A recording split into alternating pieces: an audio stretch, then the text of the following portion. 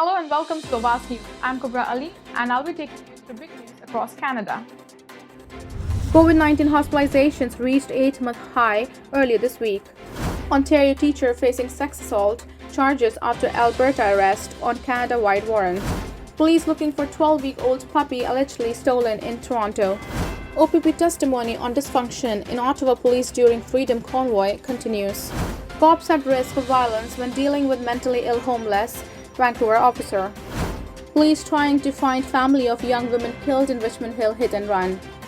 These were the headlines, and let's jump right into the details. York Regional Police say they have had no luck so far trying to reach the family of young woman who was fatally struck by vehicle in hit-and-run incident in Richmond Hill last month. The 26-year-old woman was struck by a car while crossing the road at Major Mackenzie Drive East and Cedar Avenue around 9:15 p.m. on September 1st. The driver of the dark-colored Honda Civic that struck her fled the scene, police said. The victim has been identified as Nouf Muhammad Al-Matroudi of Richmond Hill, but police say they have not been able to find her next of kin so far. Investigators have exhausted all leads in locating Miss Al-Matroudi's family and are asking anyone with information about her to please contact police, YRP said in a news release Friday. Ontario Education Minister Stephen Lecce is offering parents $200 or $250 per child to help offset the cost of catching up in school after 2 years of disrupted learning. Starting Thursday, parents with children up to 18 years old can apply for $200, while parents with school-age children with special education needs up to the age of 21 can apply for $250. It could not be clearer that we must keep students in class without disruption, with a focus on catching up on the fundamentals, reading, writing, and math after 2 years of pandemic-related learning disruptions, Lecce said at a news conference on Thursday. Applications for these catch-up payments will remain open until March 31st, 2023 through a web portal or direct payments. These relief payments are part of $365 million plan to catch up, which the government first announced during the throne speech in August. However, at the time, details about how this lump sum money would be divided were sparse. This is not the first time parents have received payouts from the Ford government. Last year, parents received $400 per child aged 0 to grade 12, while parents with children who have special needs under the age of 21 received $500. Lecce said schools will also begin screening students' reading levels for those in the second year of kindergarten to grade 2 and start regularly reviewing the curriculum to ensure that it is in line with skills needed in the workforce. The education minister also said the province's publicly funded tutoring program, previously introduced in April, would be extended.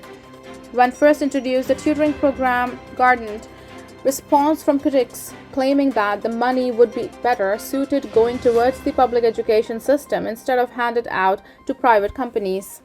A former St. Catharines High School teacher is facing sexual assault charges after being arrested in Alberta. Niagara Regional Police said the sexual assault unit began an investigation into an alleged sexual assault involving a teacher at St. Catharines Collegiate Secondary School in May after receiving information indicating a student at the school was sexually involved with a teacher. Detectives decided in August they had reasonable and probable grounds to lay charges but weren't able to locate the suspect. A Canada-wide warrant was issued for his arrest after police received information that he had left Ontario. Calgary police notified Niagara police on October 18 that the suspect has been found in Alberta and was in their custody. Detectives flew to Alberta and took him into their custody. Police said Friday that 53-year-old Lauren John Gawking has been charged with 4 counts of sexual assault and 4 counts of sexual exploitation of a young person. All of the charges, police said, relate to one victim, and detectives said there's been no information so far indicating that there may be further victims. The teacher was suspended from the District School Board of Niagara in May when the investigations began. In an email to CP24.com Friday, the board said he was no longer employed with them as of June. He had worked at the board for 21 years, most of it at St. Catharines Collegiate. The board said that it fully cooperated with the police investigation and continues to do so. Gawking has been in detention at Niagara Police Headquarters in Niagara Falls since his return. He was scheduled to have a bail hearing via video link Friday morning. The number of people hospitalized with COVID-19 reached an 8-month high earlier this week as most public health indicators continue to point towards a fall resurgence in viral activity. The latest data from the Ministry of Health reveals that there were 1,663 people hospitalized with COVID-19 as of Wednesday, representing a modest 2% increase from the previous week. However, the data shows the number of people in Ontario hospitals with COVID-19 on Monday reached 1,812. That would be the highest number in any single 24-hour period since February 11th. Hospitalizations involving people testing positive for COVID-19 have now increased by about 54% over the last month. Meanwhile, the number of COVID-positive patients requiring treatment intensive care is also on the rise at a lower pace. The latest data suggests that 158 people testing positive for COVID-19 in intensive care units on Wednesday, up from 143 the previous week. The good news is that the number of tests detected through PCR testing over the last week declined for the first time since mid-September, but outbreaks in the limited number of settings with widespread access to PCR testing are continuing to rise. Those numbers stood at 179, 160, and 104 just last week. The recent increase in outbreaks comes as Ontario loosens the rules for the long-term care homes to eliminate the need for the visitors to wear a mask while in a residence room. Mandatory masking remains in place for staff, caregivers, and visitors outside the residence room. The ministry added 109 net new deaths to its COVID-19 tally on Thursday, which now stands at 14,603. It's nearly double the number of deaths reported the previous week.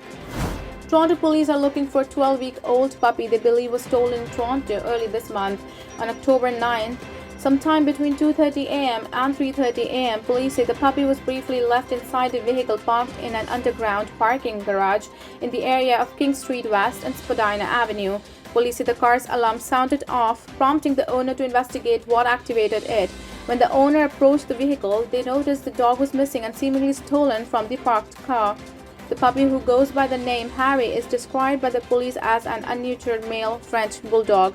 Harry was white and light brown color fur, and he is microchipped and registered to his owner. Anyone with the information is asked to call police at 416-808-1400. Thank you for tuning in. I'm Kubra Ali. I'll see you back tomorrow, same time, same channel.